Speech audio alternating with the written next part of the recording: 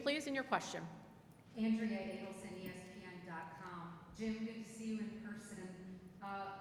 Two-part question on the vaccinations. Can you give us an idea of where ACC football teams right now in terms of hitting the 85% threshold? And the second part of that is several other conferences have already announced that they're not rearranging schedules. If a team can't play, they would have to forfeit.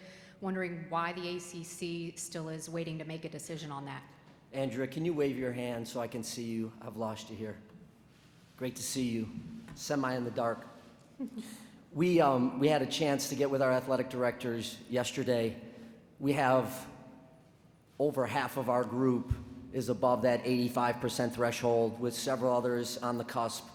And we all feel like that's a reasonable target across the ACC. So those are numbers as of yesterday. And then overall, from a student-athlete population, that number is even higher according to those schools and the data that they have currently. As it relates to not making a declaration about if it's going to be a cancellation or a forfeit, we all really want to wait a couple more weeks or so.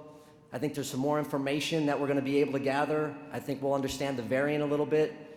It's really the recommendation of our medical group along with our ADs and our presidents. So there's direct alignment that at least this week we didn't need to make that kind of statement.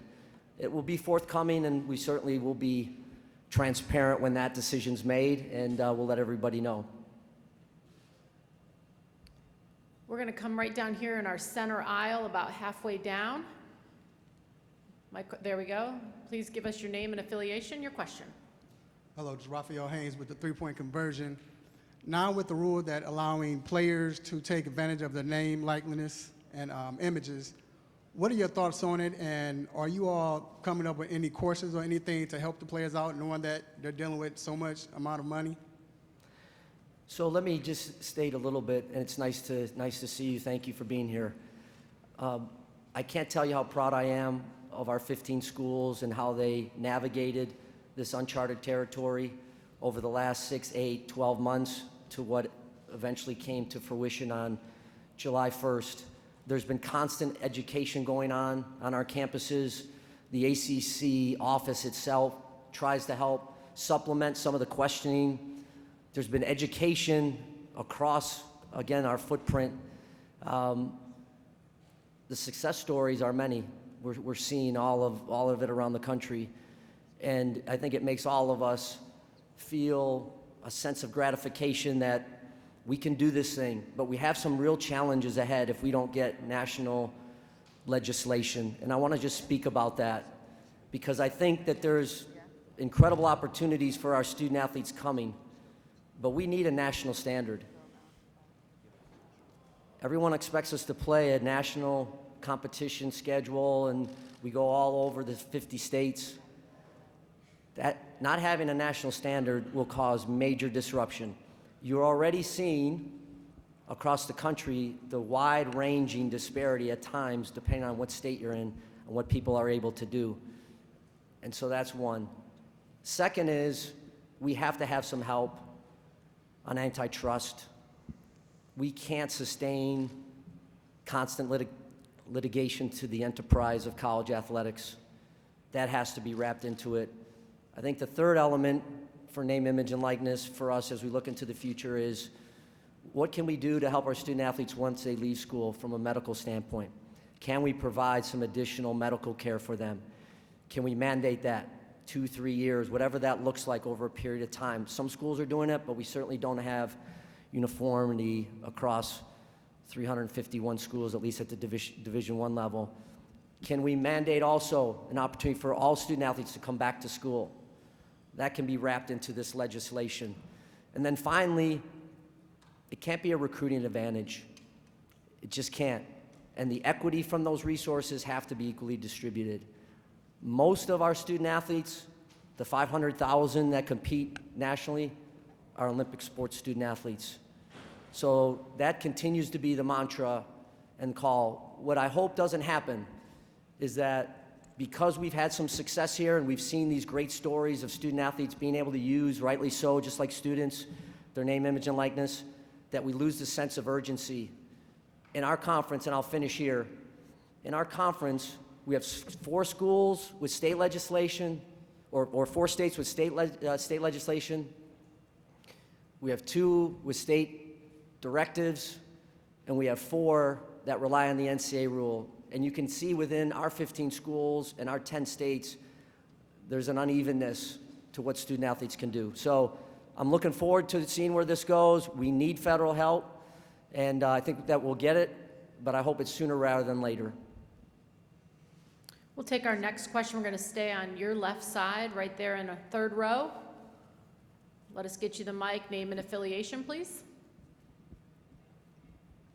Hi, Mark Berman of the Roanoke Times. As you look to the future of the NCAA itself, what's your preference for how you would like to see the NCAA evolve or devolve, as it were? And do you still have confidence in Mark Emmert to lead it? So I would say this is the right time to have a complete holistic review of the NCAA. Leadership, structure, what do we want to do moving forward? There's been so many things that have happened in our space here that the timing's right. No predetermined outcomes. Let's take a look. When I look at what we really are super reliant on from an Indianapolis perspective, governance. What's the governance structure look like? Do we have the right governance structure? One size fits all? Is the council working? They're working incredibly hard, but is that the right structure? Again, all sizes, shapes within 351. Championships, we've had a couple issues this year with championships. It's the thing our student athletes love to do. So an assessment there, championships, and then enforcement. I'm getting ready to go in August with one of our schools to Indianapolis. Some of those student athletes on that team that will be subjected to whatever penalties potentially could be handed down, we're in middle school. We're in middle school. And so timeliness, fairness in the system.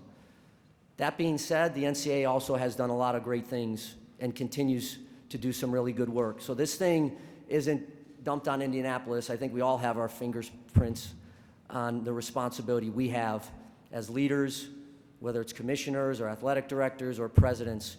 So again, this would be a great time. President Emmert has kind of called for it, kind of a recalibration of the NCAA. I think we should take him up on that opportunity, and let's work collaboratively with the NCAA, with our conferences, with our presidents, athletic directors and such, and let's spend the next 8-12 months figuring this thing out, because more changes is coming. We're going to stay over on our left-hand side in the back.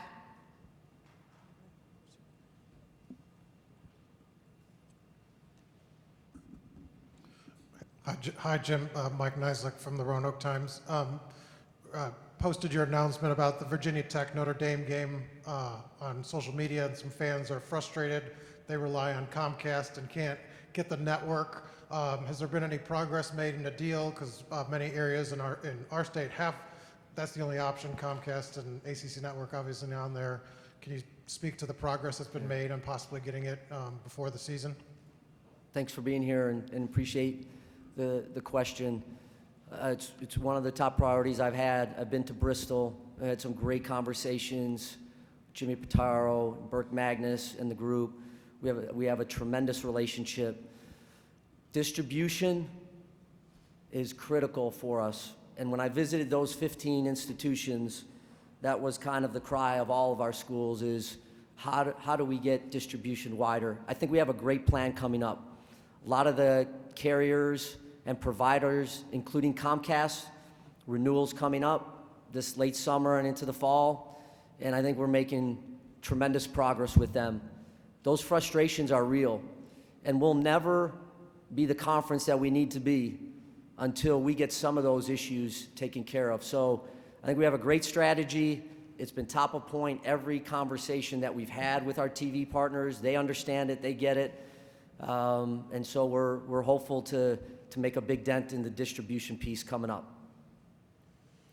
Come back over here to the aisle, the middle aisle, on our left. Luke, raise your hand, please. Thank you. Thank you. Hey, Jim. Luke DeCock, Raleigh News and Observer. Jack Swarbrick said that if the 12-team playoff goes through, he likes the way that it would set up for Notre Dame, and it kind of removes the imperative of having to play in a conference championship to have access to a national championship. How would you assess the sort of role of Notre Dame in the ACC going forward if there isn't any possibility at any point that Notre Dame would potentially give up football independence? And how do you sort of assess that relationship as it's working now? I mean, you've got the Notre Dame logo behind you, and they're not here. Amy, I'm just kidding about the logo. Listen, I guess I'll work present time to past to maybe to the future, so I'll jump around a little bit. I think we all got a glimpse of what it would be like to have Notre Dame in the conference this past fall. That was a really beautiful and beneficial relationship to both Notre Dame and the ACC. They had a chance to play a fantastic schedule. They had a chance to vie for a national championship and compete in the CFP. So we have a real-life example of what that could look like. When I look back, obviously I've spent time there. I think I have close ties there. I have a student-athlete son there and a daughter. And so I think I know the institution, I think, pretty well. They're led by a terrific president, John Jenkins, and Jack Swarbrick, as you mentioned, Lou.